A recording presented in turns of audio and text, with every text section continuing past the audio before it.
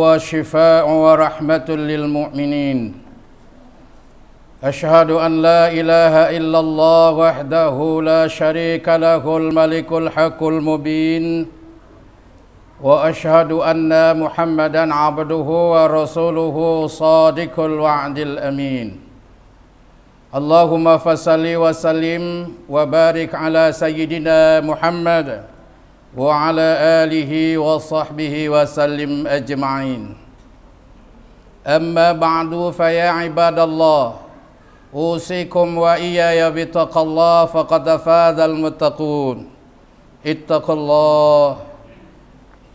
الله حق تقاته ولا تموتن إلا وأنتم مسلمون قال الله تعالى في كتابه الكريم أعوذ بالله من الشيطان الرجيم بسم الله الرحمن الرحيم يا أيها الذين آمنوا لا تلهكم أموالكم ولا أولادكم عن ذكر الله ومن يفعل ذلك فأولئك هم الخاسرون وقال أيضا إنني أنا الله لا إله إلا أنا فاعبدني وأقيموا الصلاة لذكري صدق الله العظيم وصدقه الكريم. Bapak-bapak, saudara-saudaraku sidang jemaah Jumat yang dirahmati Allah Subhanahu wa taala. Pantaslah kita sebagai orang yang beriman senantiasa bersyukur kepada Allah seraya meningkatkan ketakwaan kita kepada Allah. Mudah-mudahan kita menjadi hamba yang beruntung dunia dan akhirat. Salawat dan salam kita sampaikan buat junjungan kita Sayyidil Mursalin Imamul Muttaqin Khataman Nabiyyin Rahmatan lil Alamin, yakni Nabi besar Muhammad sallallahu alaihi wasallam. Mudah-mudahan kita menjadi umat yang terbaik yang kelak nanti di yaumil akhirah mendapatkan syafaat dan berjumpa dengannya di surga Jannatun Naim. Amin ya rabbal alamin. Judul khutbah kita kali ini adalah 4 hal yang membuat orang hebat dunia akhirat. 4 hal yang membuat manusia hebat dunia akhirat. Karena memang ada orang yang hebat di dunia tapi dia celaka di akhirat. Ini perlu, karena zaman sekarang sudah mulai banyak pergeseran dari spiritualitas kepada materialitas. Orang dihargai karena banyak menumpuk harta. Orang ditakuti karena kekuasaannya, bukan karena kesolehannya.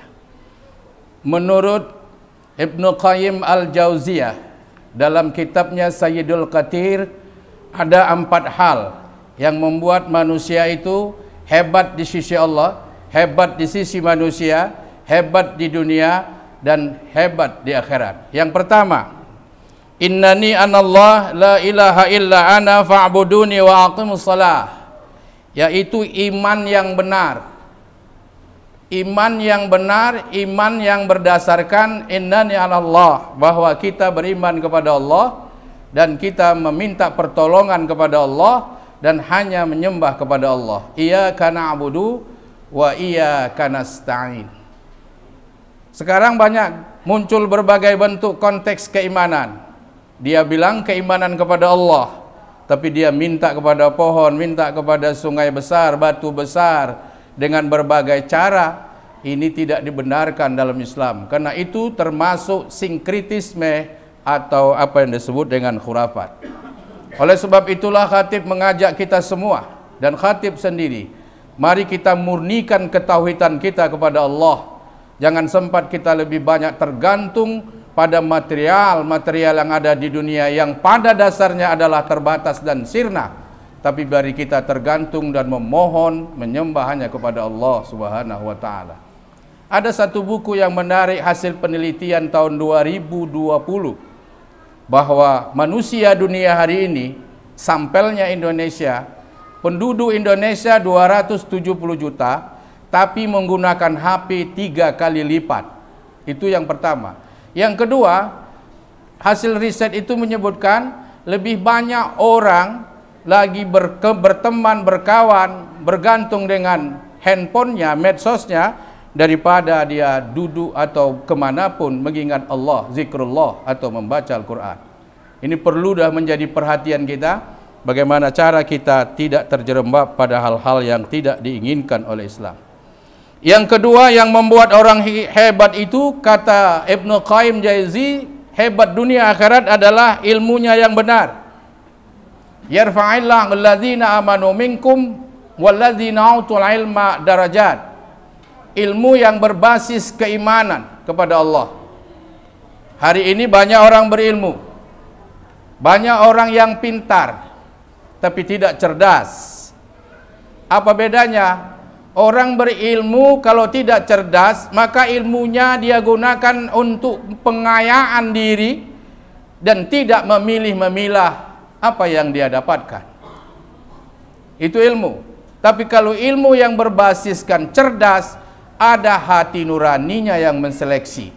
Dengan kepintarannya, dia mendapatkan kemudahan atau sesuatu pun, dia pilih, ini benar nggak di jalan Allah? Kalau benar, ini bagian ditingkatkan Allah derajatnya. Banyak sekarang orang pintar, ya, tapi tak banyak orang jujur. Itu hampir dapat dipastikan. Maka yang paling sulit mencari di dunia postmodernis hari ini bukan orang pintar, karena teknologi sudah mengajarkannya. Tapi yang sulit dan langka adalah orang yang siddiq, orang yang jujur di hadapan manusia ataupun di hadapan Allah Subhanahu wa taala.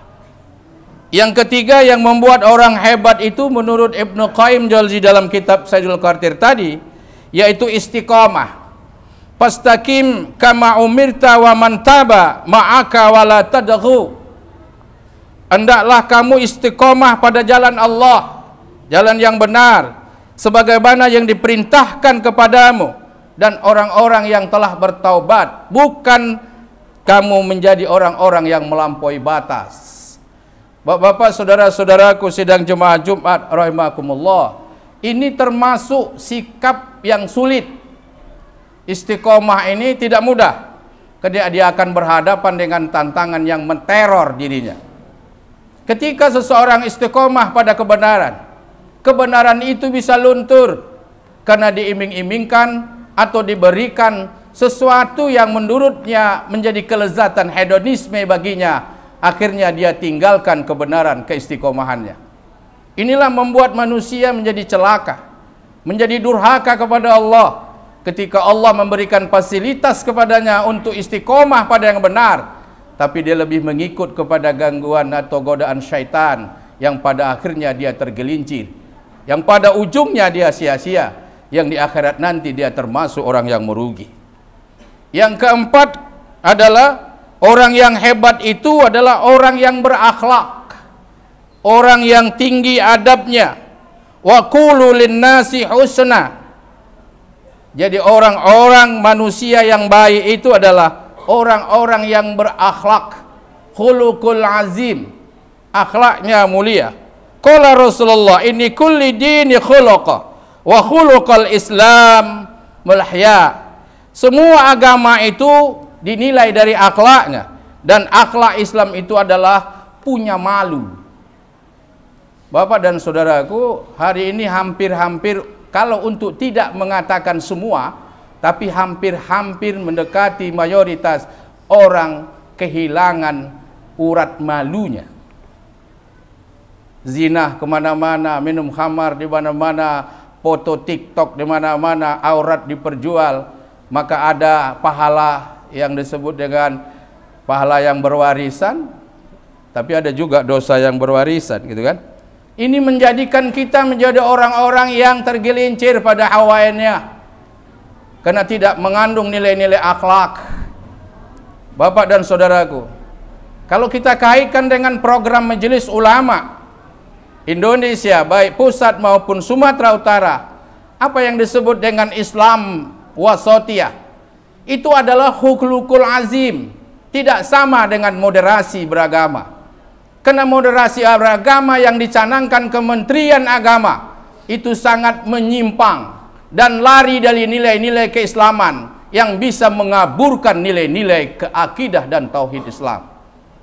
Makanya MUI sekarang dengan gesitnya menyampaikan ke masyarakat, sebenarnya yang dimaksudkan itu adalah Islam wasatiyah, bukan moderasi beragama. Apa bedanya, Pak? Islam wasatiyah itu adalah orang yang menampilkan khuluqul azim, berbasis keimanan. Moderasi beragama tidak. Moderasi beragama bisa berujung kepada agama humanis, kemanusiaan, sehingga semua agama punya nilai kemanusiaan. Kalau begitu semua agama sama. Itu moderasi beragama. Islam wasatiyah tidak. Islam wasatiyah kalau kamu berakhlak seperti akhlak yang dicontohkan Rasulullah, yang berbasis keimanan, yang berbasis tauhid, itulah hakikat wasatiyah. Oleh karena itulah orang itu menjadi hebat. Rasulullah menjadi hebat bukan karena menumpuk hartanya, bukan karena dia menduduki jabatan paling tinggi, bukan dia menjadi orang yang kuat, tapi hebatnya dia karena khuluqul azim. Ketika sahabat bertanya kepada Ummul Mukminin Aisyah, "Ya Aisyah radhiyallahu anha, apa sebenarnya akhlak Rasulullah?" Aisyah jawab dengan singkat, "Khuluqul Quran." Kalau Anda mau tahu bagaimana akhlak Rasulullah, pelajari, pahami, amalkan Al-Quran. Mudah-mudahan dengan khutbah yang singkat ini bisa menjadikan bagian kontribusi bagi kita. Mudah-mudahan kita semua menjadi hamba Allah yang hebat. Tidak hanya hebat di dunia, tapi juga hebat di akhirat. Yang pertama, iman yang benar. Yang kedua, ilmu karena Allah. Yang ketiga, istiqomah pada kebenaran. Yang keempat, berakhlakul karimah. Amin ya rabbal alamin. Barakallahu lakum fil Qur'anil azim. Wa nafa'ani wa iyyakum bima fihi minal ayati wa zikril hakim. Aqulu qawli hadza wa astaghfiruhu innahu huwal ghafurur rahim.